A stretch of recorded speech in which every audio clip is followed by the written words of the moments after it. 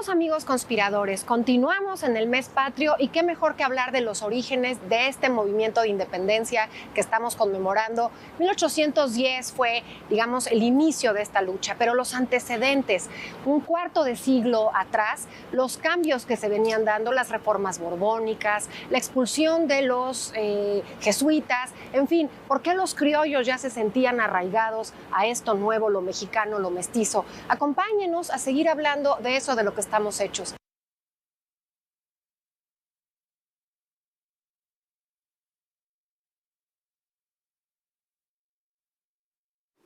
Hola, queridos conspiradores en casa, conspiradora, querida conspiradora, conspiradores.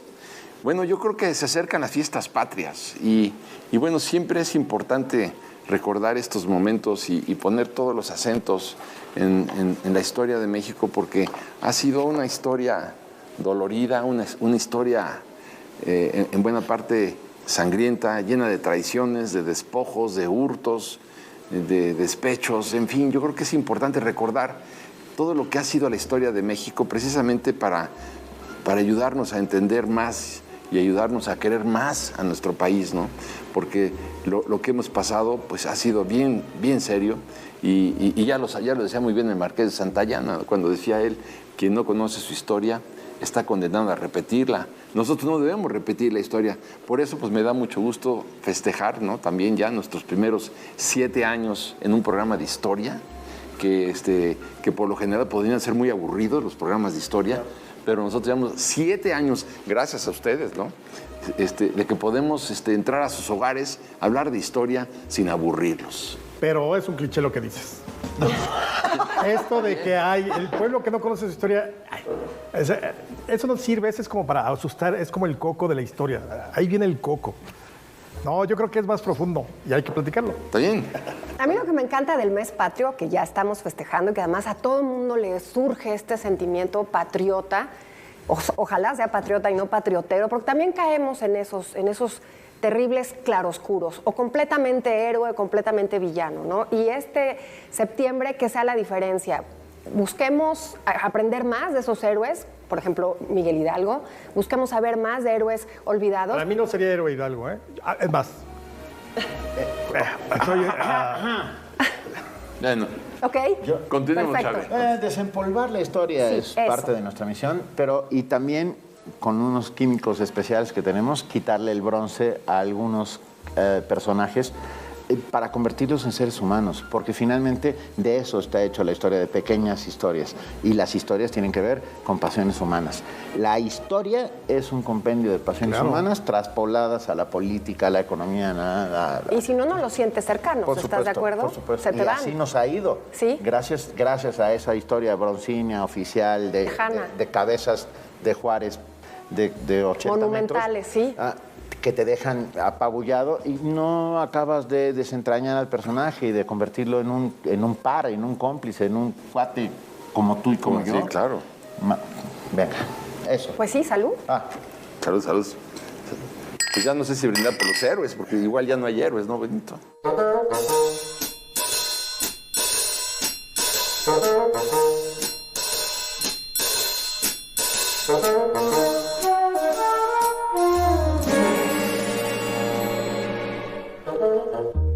Bueno, yo creo que, por ejemplo, cuando hablamos de la independencia, siempre arrancamos de 1810 para adelante, ¿no? Y que si el Cura Hidalgo, y que si Allende, y que si Morelos, y que si Iturbide, que si el ejército Trigarante. Aldama y Mina. Todos. Sí, todo está muy bien, ¿no? Pero yo creo que sería importante también irnos unos 100 años para atrás y ver cómo se fue fraguando este movimiento de independencia. Porque yo creo que no se puede ver como una fotografía, sino que el movimiento de independencia tenemos que verlo como una película para poderla entender bien, ¿no? Finalmente, si no entiendes la historia como proceso... Así es. Siempre lo has dicho, claro. No puedes entender una independencia sin las reformas borbónicas, por ejemplo. O entender virreinato, que además nos pasa muchísimo. Esos 300 años tendemos a pasarlos de un plumazo y como si hubiésemos de veras nacido en 1810. y no. A eso me refiero. Entonces, por ejemplo, la independencia no se refiere, digamos, a una fotografía del cura Hidalgo en Dolores, ¿no? Llamando, convocando a las masas, mueran los malos gobiernos, viva Fernando VII, bueno, ya conocemos el grito de independencia, y de ahí para adelante. Entonces yo creo que conviene irnos para atrás y ver, por ejemplo, cómo en esos 300 años, qué fue lo que sucedió, ¿no? Es decir, yo creo que en esos 300 años, además de la independencia, se incubó un terrible sentimiento, resentimiento, quiero decir, entre los mestizos, entre los indios, entre los mulatos, entre los negros. Un resentimiento terrible porque... Con toda razón. ¡Claro! Eran Pero tratados yo no le daría... Perdona. Perdón, Es que yo no le daría 300 años. Yo no le, o sea, sí, el sentimiento existió, pero yo lo voy más hacia el final y no en toda la población, porque además, si tú analizas virreinato, hay que ir como por periodos, porque eso también pasa mucho en el virreinato, lo hacemos muy chiquito. Estoy completamente de acuerdo con el sentimiento. Resentimiento. El resentimiento que tenían, por ejemplo, los criollos. Y ese resentimiento sí es el motor que mueve a Hidalgo, que mueve a la corregidora y que mueve a otros, a Primo de Verdad.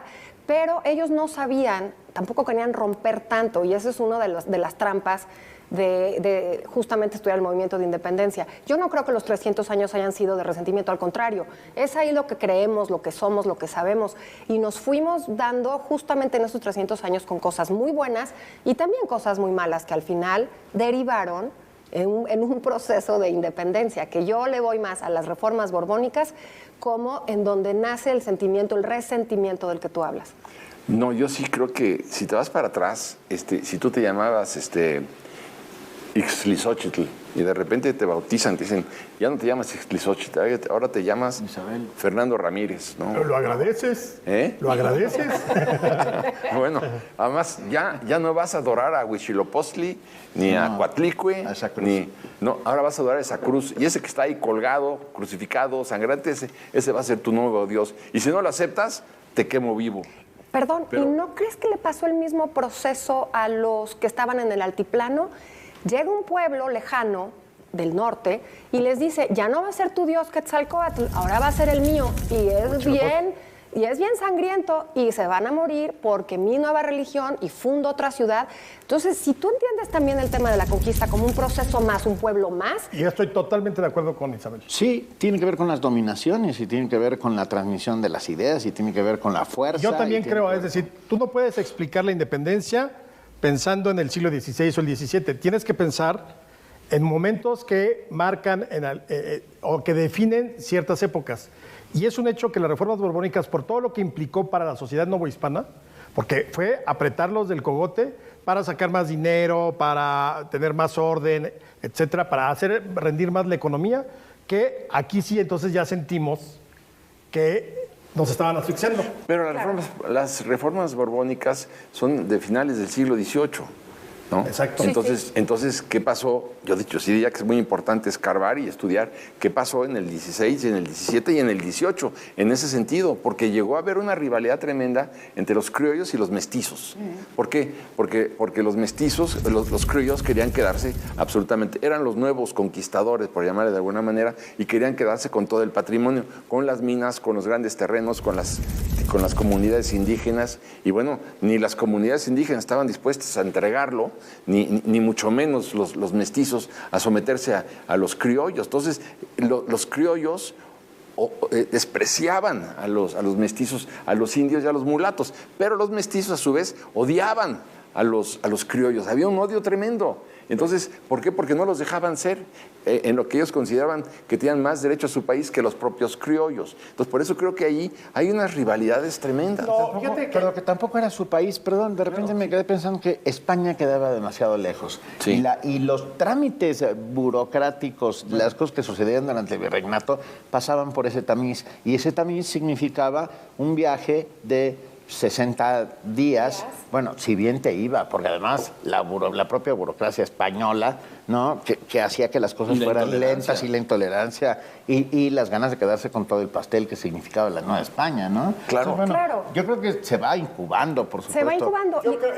Y tendemos como a rajatabla a decir, es que los mestizos, acuérdense que nos fuimos formando una cosa nueva que somos los mexicanos. Y ese proceso de 300 años da como resultado mexicanos, pero además en la independencia tienes mestizos y criollos juntos e indios, porque además el movimiento de independencia ya al final ni siquiera sabían los criollos que la fuerza iban a venir de los absolutamente todos los pueblos de indios. Entonces, yo creo que el tema mexicanos ya se empezaba a... Pero yo creo que lo que pasa es que, como siempre, fue un desastre. Es decir, yo no creo que haya una rivalidad entre mestizos y criollos, sino más bien entre mestizos y criollos contra los peninsulares o los españoles, que esos sí eran gandallas, para que veas, los dueños de los negocios, del comercio, de la minería. Por eso va a haber 2 veces leyes de expulsión de españoles una vez que se consuma la independencia, claro, en 2 ocasiones. Ahora, yo creo que no había un sentimiento de, vamos a crear una patria nueva, maravillosa, increíble, porque todo esto es nuestro. ¿Quién siembra el primer sentimiento patriótico o patrio en México? Los jesuitas. A eso iba. Y en los criollos, no en los mestizos. O sea, realmente quienes por primera vez conciben, a ver, tenemos un territorio, tenemos nuestros recursos naturales, tenemos una virgen que es de nosotros, ese patriotismo criollo de Javier Clavijero, como el otro era Francisco Javier Alegre, y de todos estos sacerdotes jesuitas, es lo que incuba por primera vez, ahí sí un sentimiento patriótico. Y es a lo que iba, y estoy completamente de acuerdo contigo, puesto que la corona se da cuenta de ello y los expulsa. 1767 expulsan a los jesuitas. Es el primer intento justamente de los peninsulares de desarraigar algo que ya era propio, que era mexicano, que era distinto a los peninsulares. Sí, y esos fueron los Borbones contra los Habsburgo, como que dejaron a los... Los Habsburgo se dedicaron a gastar durante... Claro, exacto. Y los Borbones dijeron, no, se nos están yendo. Y uno de esos elementos era justamente el tema jesuita, que ya estaba muy arraigado como mexicano. Pero entonces la pregunta sería, ¿ustedes entonces creen que esta cohabitación entre criollos y mestizos e indios no tuvo el menor conflicto en el siglo XVI y XVII y XVIII? Yo creo que con el mestizo no, con el indígena sí. Porque el indígena era el explotado y siguió siendo explotado en la Reforma y en la Revolución. Y fueron explotados por mestizos, por criollos, por peninsulares. Y la cuenta sigue pendiente. Pero que no se nos olvide que los criollos acaparaban la escolaridad, acaparaban la academia y acaparaban... Pero eso hasta que consuman la independencia. No, todo el siglo XIX. No, eran los peninsulares. Bueno, sí, pero después cuando, claro, eran sus hijos. Pero claro, eso es... Perdón, es que los hijos... Y voy a ser muy franco. ¿Quién le dio en la madre al país en la primera mitad del siglo XIX? Los criollos. Porque ellos se quedaron con, digamos, el botín de la patria. Claro. Y entonces fueron los Santana, los Bustamante, los Martín Carrera, todos ellos que eran los militares que habían terminado la independencia con los realistas. Pero los criollos, si tú te puedes saber, los peninsulares empiezan a desaparecer porque empiezan a tener los hijos también de los españoles en México y empiezan a desvanecerse para que prevalezcan nada más los criollos. Y estos criollos son los que heredan todas las herramientas económicas, las herramientas intelectuales, educativas, económicas, materiales, y continúa un proceso de despojo en contra de los mestizos y en contra de los indios. Pero yo lo veo hasta que México se consuma la independencia. Sí, antes no. Y finalmente independencia propuesta por los propios criollos. O sea, totalmente. Tampoco hay una suerte de contradicción natural. Claro, porque aquí cuál es el asunto, el meollo del asunto. Cuando Hidalgo se levanta en armas, cuando Hidalgo y Allende planean la independencia, era una independencia criolla. Sí. Era exactamente como lo que estaba sucediendo con Simón Bolívar, con Sucre, con San Martín. Es decir, que la élite criolla, sobre todo los militares, aprendieran o despojaran a las autoridades virreinales y asumieran el poder. Y el único lugar donde no, porque se echó para atrás, fue México. ¿Quién se echó para atrás? Allende. Y entonces sale el cura hacia adelante. ¿Y qué se le hace? Pues aquí le invito a mi rebelión. Pues y entonces invita al pueblo. Claro, pero además es muy curioso porque durante todas las conspiraciones previas, porque no nada más fue la de la conspiradora y la de Allende, la que conocemos en la historia, hubo otras. Y sin embargo, cuando van a buscar a alguien que tuviera reconocimiento en estas masas que tú justamente mencionas, pues sí, deciden que es Hidalgo esta persona que puede que puede ser el eslabón entre mestizos, entre pueblos de indios y esos criollos. Y entonces Allende... con la connivencia de España. Lo que querían era quitar a los españoles, no al gobierno de España. Sí. Por eso el grito es viva Fernando VII. Totalmente. O sea, reconocemos al gobierno español, pues, como... Pero no reconocemos a sus mandatarios, que son esos que ellos envían para hacer... para estar en medio de unos y otros. Y no podemos olvidar el hecho de que invaden a España y estos criollos y estos mexicanos criollos sienten una afrenta absoluta con esa invasión. Pero eso ya es muy tarde. Yo te diría, yo en este momento me erijo como titular de la verdad absoluta. Ustedes están equivocadísimos. Yo tengo otros datos. Y yo tengo otros datos de Hidalgo también. Bueno, pero lo que quiero decir es que es muy importante ver quién concentraba el ingreso. Hay que estudiar también el origen de la desigualdad. ¿Cómo se origina la desigualdad? ¿Cómo se concentra la riqueza? ¿Cómo se concentra el ingreso? ¿Y cómo se concentra la educación? De tal manera que ya en el siglo XIX, cuando estalla la independencia, 90% de los mexicanos no sabían ni leer ni escribir. Y quien no sabe ni leer ni escribir, ya te puedo contar de su conflicto con la generación de riqueza. Entonces, acapararon los criollos la riqueza. Los españoles. No, pero es que los españoles se fueron... ¿Por qué se opusieron tanto los españoles al movimiento? Porque les iban a quitar exactamente todo eso. Hasta mataron a Primo de Verdad en 1808, lo asesinan. Los españoles matan al criollo, Primo de Verdad, sí, y meten a la cárcel a Talamantes y a los otros conspiradores. Sí, porque no van a permitir que le quiten a los peninsulares los privilegios que eran los que los tenían. Pero, si te pones a ver cuántos criollos habían y cuántos españoles habían, ahí tenemos una respuesta. Se había reducido muchísimo el número de españoles. Pero seguían conservando todo el poder. El poder, sí. Exactamente, por eso era tan asfixiante para los demás. Pero acaparaban el poder, pero también acaparaban el poder los criollos. A los mestizos... No, Paco. No, ya estaban... Los criollos buscaban esa movilidad social. ¿Por qué estaban tan enojados Allende y Aldama? Porque no había una movilidad ni siquiera dentro del ejército. Sí. Los cargos, la alta oficialidad era española. Claro. Bueno, claro. Y además, no hay que olvidar que hay un libro maravilloso que se llama Relajados o Reprimidos. Realmente nos gusta como poner etiquetas. Eran malos, malísimos, los dos eran sufridísimos. Hubo una cantidad de movimientos y de empalmamientos, por decirlo así, de la vida social. Las castas tampoco fueron tan tajantes. Estaba ya muy, muy mezclado, mestizos con criollos.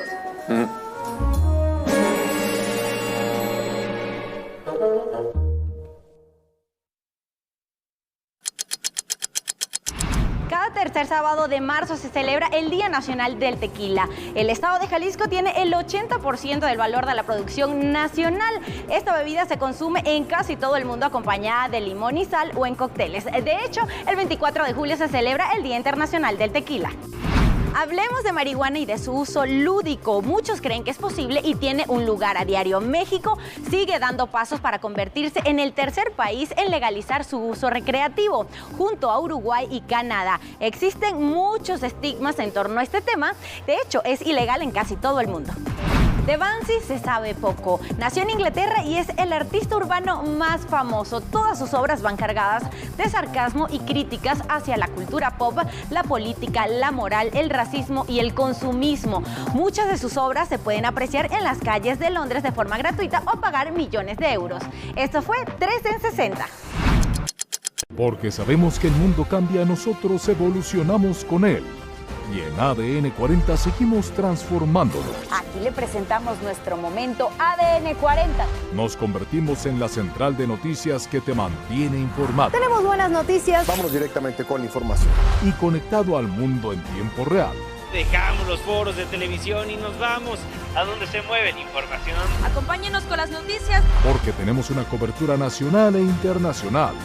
Que aquí todos los días informamos con los mejores periodistas y líderes de opinión que te informan. Prepárese para informarse porque arrancamos de una vez. Desde todas nuestras plataformas. Estamos a través de la televisión, por supuesto, a través de nuestras plataformas, de todas las plataformas acompañándolo. Descubre la nueva programación, porque si nos buscas, nos encuentras. La tele evoluciona. ADN 40. Siempre conmigo. Distrito de Columbia. Colapso uso de la línea 12 del metro. No, una sociedad que no está acostumbrada. Se robaron un automóvil. Alcanzó un nuevo récord histórico. Bueno, yo parto de un supuesto, que establece lo siguiente. Creo que México es un país resentido, es un país rencoroso. Y entonces, sobre esa base, sobre la que yo quisiera explorar esta conversación. Y iniciaba yo antes que ustedes tuvieran la audacia de contradecirme. Yo no siento, a ver, perdón, es que no siento que sea tan rencoroso, porque si lo fuera, muchas más revoluciones hubiéramos visto durante todo este tiempo. O sea, porque el rencor se incuba y acaba explotando y acaba juntando a otros para tumbar cosas. Pero es un rencor mexicano. A la mexicana. A la mexicana. O sea, eso quiere decir, es un rencor sosegado, calladito, por Aquí, debajo del agua. el único momento donde realmente estallaron una revolución social fue en el Porfiriato por cuestiones ya de una desigualdad lacerante y unas condiciones de vida porque la reforma fue un movimiento político y la independencia fue un movimiento político. Sí. Nada más que Hidalgo empieza como un movimiento político y acaba siendo un movimiento de masas. Yo pienso que más que resentimiento... La independencia empieza como un movimiento de masas de una manera fortuita. No, empieza siendo político y acaba siendo de masas. En el momento. Piénsalo, sí, claro. Sí, las conspiraciones la eran conspiración es una cosa política. claro. Y en cuanto Hidalgo logra que lo hace social, se convierte en masas y acaba siendo... Claro, y ni siquiera se lo imaginaba. Pero yo más bien, en lugar de resentidos, yo pienso que somos inmaduros. Tenemos una inmadurez, no hay una como... llegar ya a México a la mayoría de edad. Ya tenemos 200 años de país independiente y yo sí creo que el conocer estos 300 años muy puntualmente y dejarnos de vainas de, es que fue porque nos conquistaron, es que fue porque eran muy malos los españoles, es que fue, yo creo que ya no, por ejemplo, cuando dices, Paco, que en el finales del 19 había tantos analfabetas, ya no es un problema colonial, ya llevábamos 100 años, casi, bueno, 90 años, décadas. No lo resolvió la República. No lo resolvimos, ya los que éramos... No, claro que no. O sea, ya como país. No lo resolvimos porque no le convenía a las clases políticas dominantes. Claro. No, pero de todas maneras, o sea, fue una manipulación en todo caso. Te voy a decir por qué. Porque, ¿qué sucede? Se raja Allende. Y entonces Hidalgo dice, yo tomo el control. Sí. Él no tiene una base militar. Claro que no. Tiene una base social porque la feligresía. Muy poderosa. Los llama a esa madrugada del 16 de septiembre y de pronto tiene en una semana un ejército de 100,000 personas que quizás no tenían que perder en septiembre 16. Pero para cuando ya fue diciembre que tenían que regresar a plantar, sí. Entonces dijeron, pues ya robé lo que pude, ya rapiñé lo que pude. Maté a quien pude. Pero nunca hubo una conciencia social de la gente que estamos tan jodidos que no tenemos que comer. Esa es una de las grandes bendiciones del país, para bien y para mal. De algún modo no hemos padecido hambrunas. Pero para mal, yo digo, para muy mal. Porque entonces hay que esperar a que llegue como un héroe o hay que esperar a que llegue el líder, el Mesías, para que te levante. Perdón, pero si las condiciones ya no dan para más, tú empieza a exigirle a tus representantes, empieza a exigir mejores... Es que no existían representantes. En este caso, o sea, no eran representados por nadie. Claro, no eran representados por nadie, pero era mucho el cura del lugar. Pero volviendo al ejemplo para ponerlo hoy, actualmente, no hay que esperarnos a que realmente venga alguien y nos diga, es que estás muy mal y estás bien fregado y todo. Ese sí es uno de los, yo creo que es una de las grandes deudas del Estado mexicano. No ha hecho... Y de la sociedad. Y de la sociedad. Pero te voy a decir una cosa, yo creo que con todo, o sea, la sociedad mexicana del 2019 es la más evolucionada en términos cívicos y en términos de preparación que todas las anteriores. No, bueno, claro, sí. O sea, menos mal. Pues entonces el cambio ya se tiene que dar. Algo tuvimos ahí que vamos, haber aprendido. Claro. Pero bueno, se demuestra con un argumento lo que estás diciendo. 88% de la gente no sabe ni leer ni escribir cuando afortunadamente largamos a punta de bayonetazos al tirano a Veracruz y lo echamos al agua, ¿no? Pero hoy, pues ¿qué será? A lo mejor el 8% nada más. O sea, de que hemos evolucionado educativamente, culturalmente, pues... Y cívicamente, porque yo te voy a decir, independientemente de que digan, es que 30 millones de personas se equivocaron o no, fueron 30 millones de personas que decidieron ir a votar. Y se quedaron 50 millones en el 2018 que no fueron capaces de derrotar a esos 30 millones. Entonces, eso es la democracia. Sí. Y eso, o sea, lo importante ahí es que consolides las leyes, las instituciones y todo para que ese juego democrático siga funcionando. Pero tú no puedes deslegitimar de que, es que como votaron por López Obrador, entonces no hemos evolucionado ni no hemos aprendido. Me parece ramplón y absurdo ese argumento, por Dios. Por buenas o malas razones, por emotividad, por lo que sea, exactamente. Claro, por lo que la fuese. gente, desde que recuperamos el valor del voto, y eso sí que ni siquiera el nuevo gobierno lo puede negar, es a partir del 2000. Y el PRI regresó en el 2012 porque fue incapacidad. ¿Sí?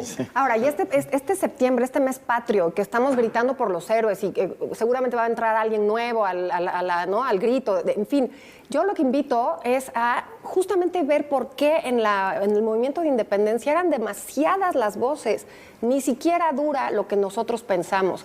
Hidalgo está en el movimiento junto con Allende 6 meses. De los 57 años que vivió Hidalgo, nada más estuvo 6 meses en la lucha. 11 años después se consuma la independencia en monarquía. Entonces, leamos la historia, sí festejemos nuestro septiembre, porque ha costado mucho llegar a este país y a lo que tenemos de país. Mucho ha costado. Pero para mí una de mis principales preocupaciones sociales es la desigualdad. Sí, la justicia social. Y no hemos logrado acabar la desigualdad. No. Es decir, hay que ver en este momento 50 millones de mexicanos en la pobreza. Eso habla mal de todos los gobiernos que tú quieras, pero también habla muy mal de la sociedad. Sí. Una sociedad, porque yo no creo en las culpas absolutas, ¿no? ¿Dónde termina la culpa de los gobiernos, de la dictadura perfecta y de la diarquía Obregón Calles y del porfiriato, lo que tú quieras? Pero ¿dónde comienza la culpa de la sociedad que se quedó pasmada observando o es una sociedad egoísta, ávida? Pero yo creo que en los últimos años ya no se quedó pasmada. No, yo también. O sea, quizá...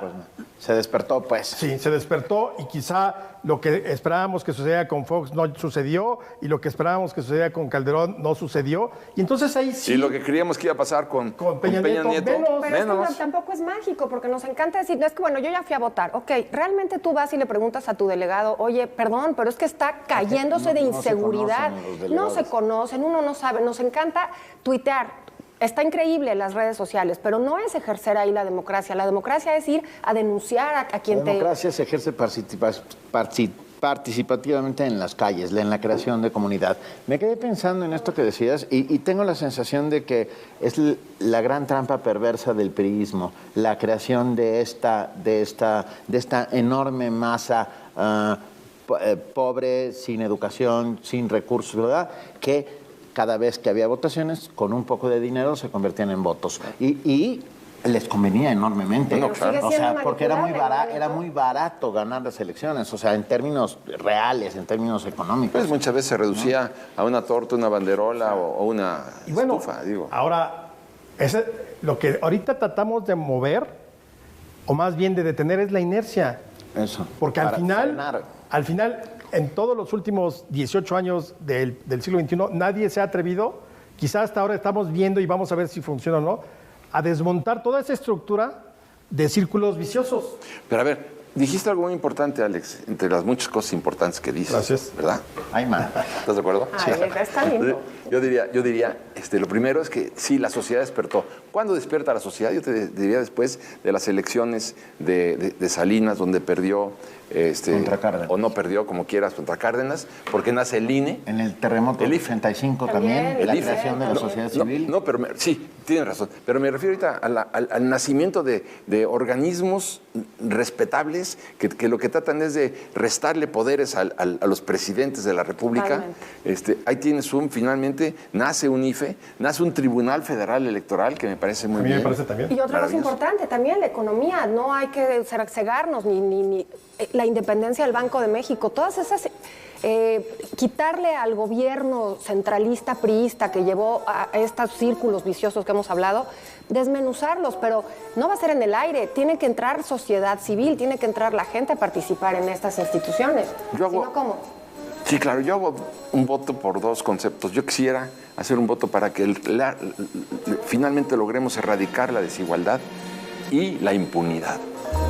Eso sería el objetivo, ¿no? Pues salud entonces. Sonó la alarma justo ya, en el momento.